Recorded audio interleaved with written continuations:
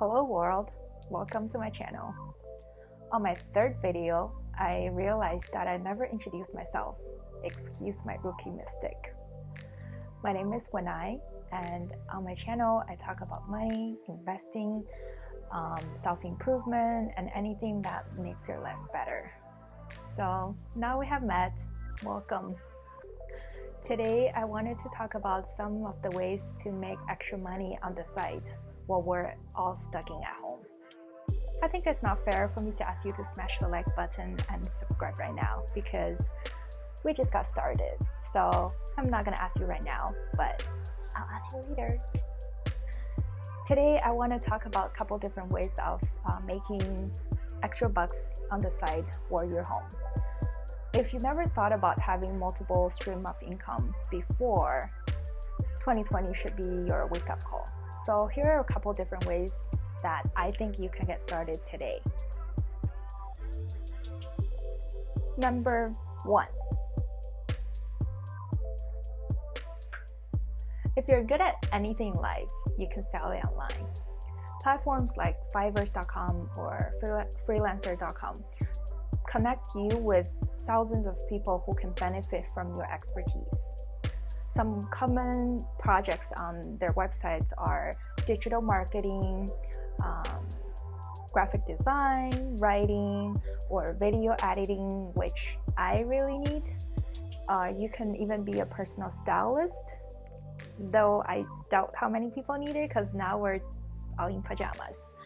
Or you can be a relationship advisor. That's much more needed nowadays. And don't worry, majority of the tasks are done virtually, so people will not find out that their relationship advisor are all alone by herself. Number 2. User testing websites. UserTesting.com, as its name, provides business testing results and research of their customers' online experience. And you is part of the research and testing. All you need to do is to go to their website, download a software. I think it's a software. You go to their website, you download this onto your computer, and you install it to your computer. So I guess that's a software. Anyways, with the software, you're able to record your screen and your thoughts while you're browsing on this target site. And yes, you kind of have to talk to yourself, but at least you make some money out of it. For example, they'll give you a museum website and they ask you to find a specific exhibition hall. So you go to their website and you think to yourself, how can I find this piece of information? So you go to maybe menu and you look for the list of the things, maybe look for a map of the museum, or you can go type the keywords in their search bar to look for what you're looking for. So you're pretty much browsing the website while recording it, and you need to think out loud.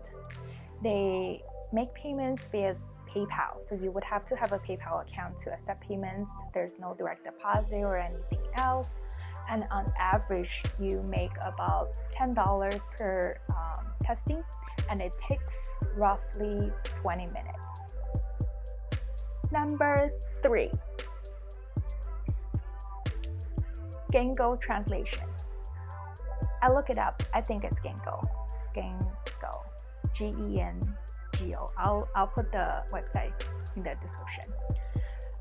So nowadays, living in this international world, communication is essential, as we all know. And if you're one of those people who are fluent in different languages, congratulations, you're one of the world's most wanted talent. And now you can make some money out of your talent.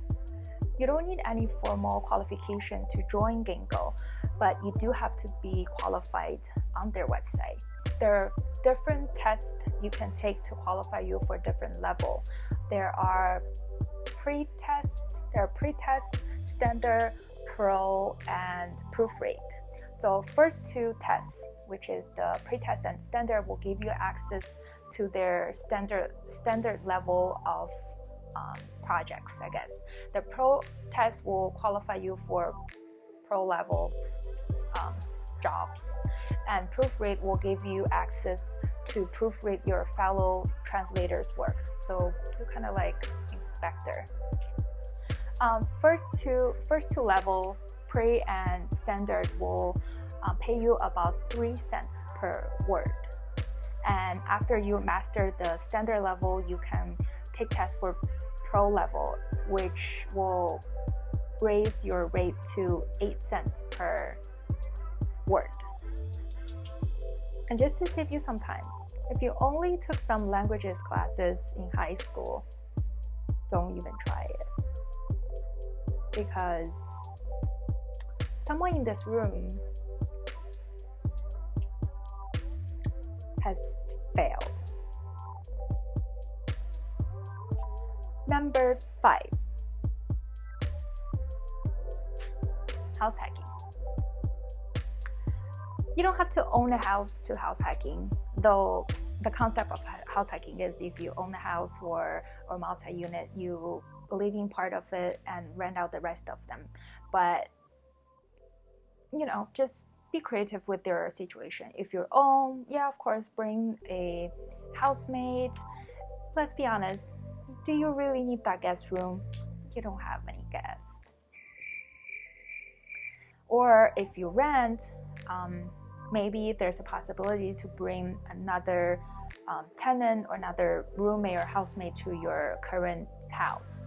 And of course, you want to talk to your landlord about it before you bring someone. You can't just snuck someone into your room. Or can you? Anyways, assuming you are a good, respectful tenant, and during this time, I would assume that your landlord would not want you to leave. So talk to your tenant, see if he or she are okay with you adding another tenant to your lease, and maybe you can pay $100 or $200 more, depends on your location and situation. And because you're splitting the cost between two of you, you end up paying less, and your landlord would end up getting a couple $100 more, depends on the rent. So it's a win-win. Moving on from your house. Number 6. Turo.com. It's very similar to Airbnb, but instead of your house, you're sharing your car. So the concept of it is when you're not using your car, you list it on their website, and you can set a price of your own, or you can have the lady algorithm to set it for you, and you list it in your location. Now, people who need a car during the time frame at your location will be able to book it through Turo's website. And as a thank you, you will be gladly sent Turo 10 to 35% of your listing price. I think it's a great way to make some extra money on the site, especially right now if you're working from home or doing online schooling. You don't really need your car every single day. Just plan your grocery shopping for a day in advance, and for the rest of the week you can rent your car out. Or you can, if you have a roommate or that extra tenant you brought in, you guys can team up on this and make sure everybody has their groceries and everybody can make some extra money. Originally, I thought during this time the demand for rental cars are less, but apparently a lot of people who are either younger people who don't own a car, or people who live in metropolitan area where they don't need a car for day-to-day life, they go rent a car on Turo and they go do Uber Eats or Postmates or grocery deliveries during this time. So it's a full circle. And speaking of Uber Eats and Postmates, I think it's pretty obvious that everybody can also do that, and I don't think I need to do much more explaining on that point, so just go do it. Last but not least, selling online. specifically on Amazon. Before we get into it, I wanted to tell you that it is not passive, at least not at the beginning. Me, myself, I'm actually in process of setting up my own Amazon business, and I gotta tell you, it's a lot of work.